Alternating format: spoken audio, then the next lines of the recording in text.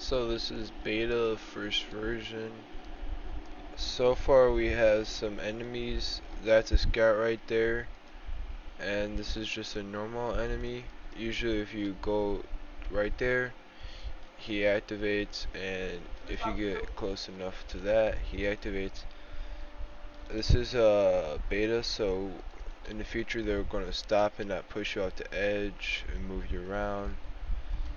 That's just a sniper tower for now. We're gonna implement a way to get up there and to get a better look at that. This is how wide his range is. This guy, that's how far he can look, essentially. And this AI over here can go that far. You can easily just change that by going to here and then just saying like 20. You see how that changes, but we're going to keep it as that. And this just sees if it's already attacking you.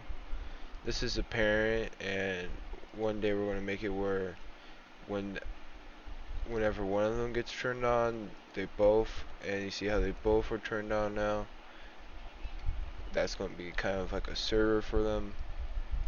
This is just a base real quick that we're still working on, and just a sniper tower. So far we have a scout and just a normal enemy. Beta 1.